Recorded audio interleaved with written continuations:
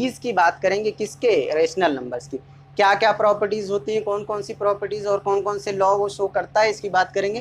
पहली प्रॉपर्टी जो हमें बात करनी है वो क्लोजर प्रॉपर्टी की बात करनी होती है। क्लोजर प्रॉपर्टी क्या कहता है, क्लोजर प्रॉपर्टी कहता है कि अगर रेशनल नंबर में रेशनल नंबर का मल्टीप्लिकेशन, डिवीजन, एडिशन और सब्सट्रैक्शन किया जाए तो क्या क्या होगा। तो ये कहता है, ये क्या कहता है, अ ग्रुप, ठीक है, if A and B are two rational number, A और बी क्या है, दो रेशनल नंबर हैं, ए और बी क्या है, दो रेशनल नंबर है, तब क्या होगा बेटा, तब की कंडीशन बात करते हैं। तो कंडीशन की क्या बात करेंगे, पहले की बात करते हैं। अगर ए प्लस बी करें, ठीक है, ए प्लस बी करें तो क्या आना चाहिए, क्या आना चाहिए, रेशनल आना चाहिए। चलो पहले एग्जांपल लेते हैं। अगर 1/2 और प्लस क्या कर दें 3/2, ठीक, समझ में आ रही बात, एलसीएम नहीं लेना पड़ेगा। ऐड करें क्या हो जाएगा, डिनोमिनेटर तो 2 ही रहेगा, ऊपर क्या आ जाएगा 1 + 3 यानी 4/2 इक्वल टू 2।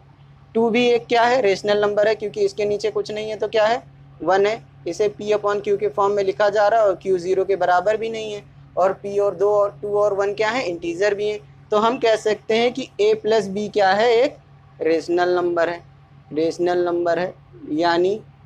यानी क्या कहना चाह रहा है कि सम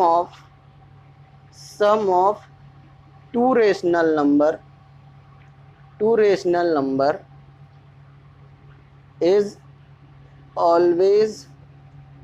is always a rational number। बात समझ में आ गई, बात समझ में आ गई। और एग्जांपल लें, चलो ले लेते हैं। यही क्लोजर प्रॉपर्टी है। ये कौन सी है क्लोजर प्रॉपर्टी की, एडिशन। कौन सी प्रॉपर्टी है बेटा, एडिशन। यानी addition of two rational number अगर करेंगे, यानी सम करेंगे, सम यानी एडिशन ही बात कर रहे हैं हम, एडिशन, ठीक है, एडिशन करेंगे तो क्या हो जाएगा, वो भी एक रेशनल नंबर होगा। चलो कुछ अलग सा बात करते हैं, एक और एग्जांपल ले लेते हैं।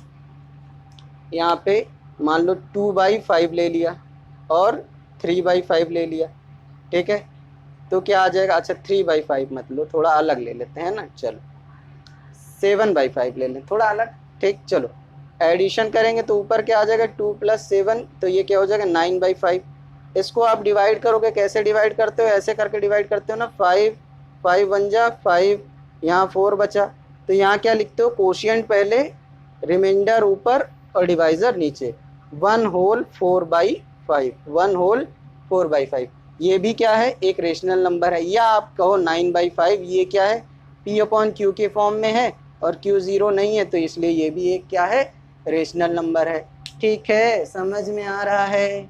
चलो भैया आगे बढ़े, ये मिटा दें।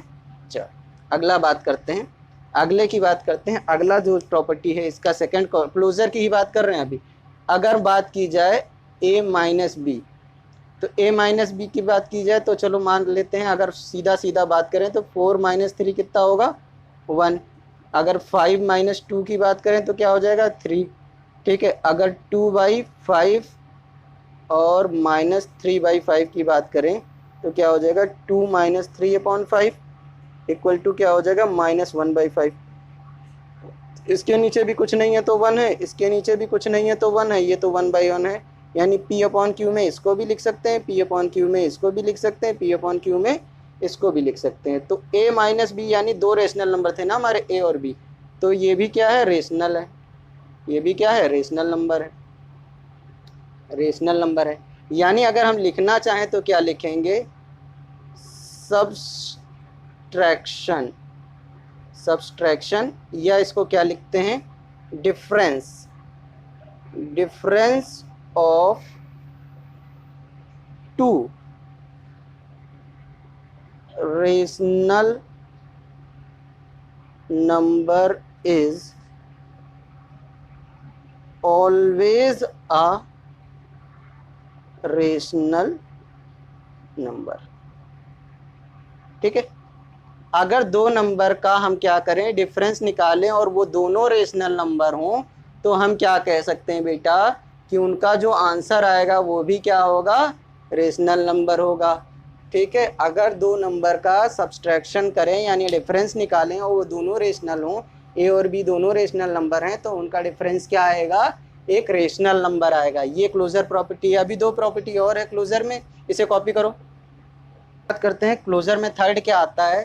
थर्ड जो आता है बेटा, थर्ड को देखो कैसे लिखोगे, ए इंटू बी, ए इंटू बी।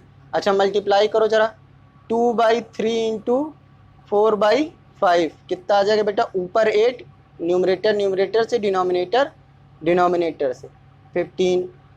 क्या ये पी अपॉन क्यू फॉर्म में नहीं है?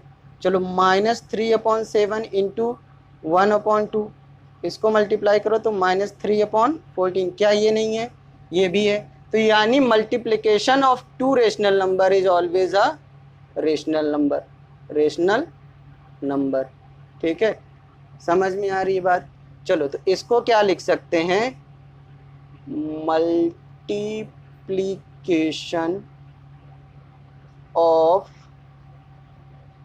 To rational number, two rational number, multiplication of two rational number is always a rational number। बात समझ में आ रही है? एक प्रॉपर्टी ये हो गई। ठीक है, एग्जाम्पल दे दिया, समझ में आया? नहीं समझ में आया तो आप क्या करोगे, कमेंट करोगे, मैं दोबारा फिर इसमें कुछ वीडियो बनाने का प्रयास जरूर करूँगा। फोर्थ की बात की जाए, फोर्थ क्या कहता है कि a डिवाइडेड बाई b, क्या डिवीजन जो है वो भी क्या है, रेशनल नंबर होगा दो रेशनल नंबर का। अच्छा चलो करके देखते हैं। 2/3 को अगर हम डिवाइड कर दें किससे, डिवाइड, मल्टीप्लाई नहीं डिवाइड, ठीक है, डिवाइड कर दें किससे, 3/5 से, या 5/3 लो, पहले एक करके दिखाते हैं, एक नहीं करके दिखाएंगे। ठीक है, 2/3 तो ये रिवर्स हो जाएगा, 3/5 हो जाएगा इधर वाला। ठीक है, ये इससे मर गया तो कितना है, 2/5। अच्छा ये वाला आंसर तो आ गया। अगर मान लो 2/3 को डिवाइड करना हो किससे, 0/1 से, यानी 0 से डिवाइड करना हो, तो 0 के नीचे कुछ नहीं होगा तो क्या होगा, 1 होगा। अब 0 का रेसिप्रोकल होगा तो 2/3 इंटू 1/0, इसका मतलब क्या हो जाएगा, 2/0। ठीक है, तो क्या होना चाहिए बेटा, Q, हमने पहले भी क्या बात किया था, यहाँ पे क्या हो जा रहा है, Q 0 के बराबर हो जा रहा है, और Q 0 के बराबर नहीं होना चाहिए, Q 0 के बराबर नहीं होना चाहिए, Q 0 के बराबर नहीं होना चाहिए, Q 0 के बराबर नहीं होना चाहिए। तो हम क्या कह सकते हैं, नॉट अ रेशनल नंबर। ठीक है, तो क्या कह सकेंगे, division of two rational number do not follow closure property। ठीक है, do not follow closure property। इसको और क्या भाषा में लिख सकते हैं कि division of two rational number is not always a rational number। यानी अगर दो रेशनल नंबर को डिवाइड करेंगे तो ज़रूरी नहीं है कि हमेशा वो क्या हो, रेशनल नंबर ही हो। चलो नोट करो बेटा।